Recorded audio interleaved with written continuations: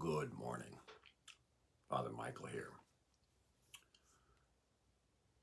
I was talking to someone last night after I finished up my Friday night meditation group, and we were just having a little conversation, and he asked me how long I had been doing guided meditations. And I said, well, it's darn near 20 years, I think.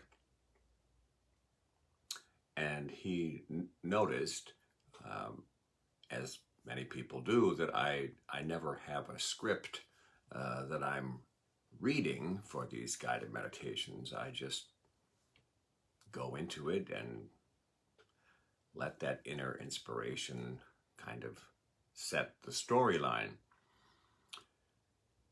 And he asked me if there was a reason why there is always water in my guided meditations, whether it's the ocean or a lake shore or a babbling brook or a still pond in the woods. There's sometimes a deep well or a fountain. There's always some kind of a water source there. And I kind of laughed and said, I've noticed that myself. I said, I think it's because I was raised surrounded by water.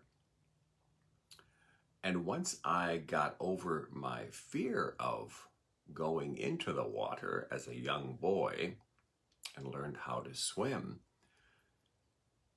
then the water really became a source of great comfort, and it was a powerful calming influence and kind of early centering practice in my life. I have biked to the lakeshore in the pre-dawn hours to just sit in the darkness and watch the sun come up over the water, and just felt like I was going to be okay, no matter what I was going through at home at the time.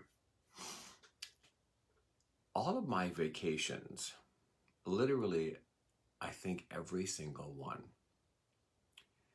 have been about water.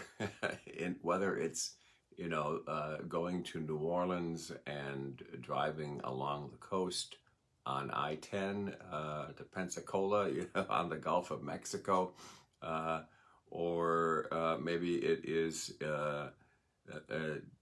swimming in the Rhone River in France, or the Mediterranean at Palavas des Flots, in the Atlantic, the Great Lakes, various rivers and streams. I remember going fishing in a little winding, kind of swiftly moving, narrow river called the Embarrass River in Wisconsin that is just spectacularly beautiful for kayaking and canoeing or whatever. And I remember many times just taking a boat out onto the lake, dropping anchor, and just lying back and letting the power of the gently moving water beneath me just kind of cradle me and rock me into a place of really deep inner peace. Along with that, along with going to these places that are kind of water oriented, another thing that I've done for a lot of years is to find quiet time, like I said, and as I am feeling restored and feeling like my best self, I tend to collect rocks from these places. So I've got rocks from all over the world. Some of them I don't even remember exactly which ones they are because I didn't mark them. But most of them I do. I remember, whether it's on vacation in France or at Lake Michigan or fishing on the Embarrass River. I tend to just collect these little stones, and I always bring one back when I go on a spiritual retreat. A few years ago, when I was still early in my recovery and I was struggling, it was 2017. It was, I had some time under my belt, but it was not a happy recovery. It was hard. That first year was hard. And so I went on a private retreat with the Poor Handmaids of Jesus Christ, which is a congregation of sisters not terribly far from where I am. And of course, they have a private lake. So I went on this retreat and just tried to be in the moment. And there were a lot of tears, I remember. It was about this time of year. The leaves were just starting to turn. I took a lot of pictures. There was a huge osprey nest inhabited by some big old birds. It was just a powerful, cathartic experience for me. And true to form, then, after an emotional time there, I decided on my last morning that as I walked the lakeshore, that I would find an appropriate stone that I could take back home with me to remind myself of the insights that I had come to while I was there. So I'm walking along the lakeshore, and it's early morning, and I'm looking for an appropriate stone to take home with me. Some of them, of course, are quite large and covered with algae. Not going to take one of those home. Some of them are just little pebbles, pebbles and sand.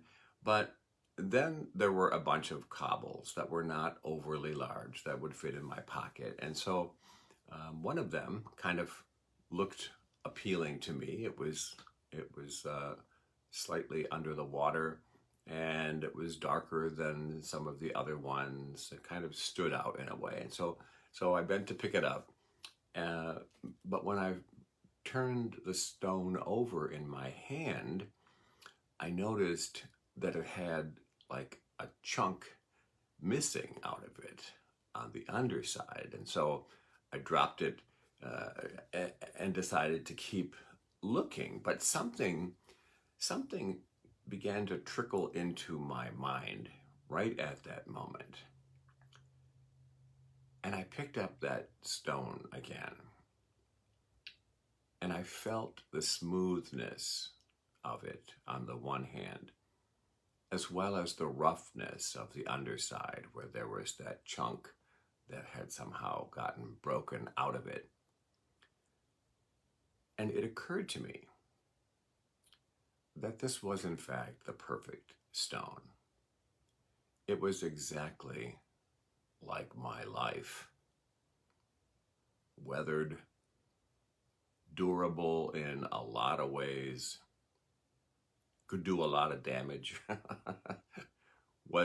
had some interior integrity and strength, but nonetheless was definitely broken and imperfect in some significant ways. But despite my brokenness and my imperfections, God has never thrown me back or discarded me. For whatever reason, and I don't get it, I don't claim to understand the mind of God, but for some crazy reason, God gets some kind of kick using broken and imperfect people to do important work on God's behalf. So that stone that I still have and that I have right here, you can see that little ding on the back side. That stone stands as a pretty powerful reminder, not only of my time in 2017, that autumn retreat that really got my head in the game once and for all, but also that as broken and as cray-cray and as ridiculous as I can be sometimes, maybe it's precisely those things that God needs. And maybe it's those things that help me connect with other people who are feeling broken and cracked and not good enough. Maybe that's the only way to reassure them that it really is going to be okay. That God has you. No matter what, God is not going to get rid of you or drop you on your ass. It's going to be okay. Pray with me.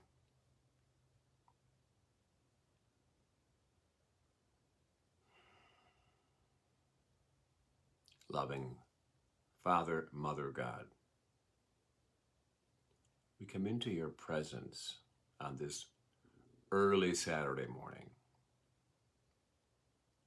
mindful of all the times you have picked us up,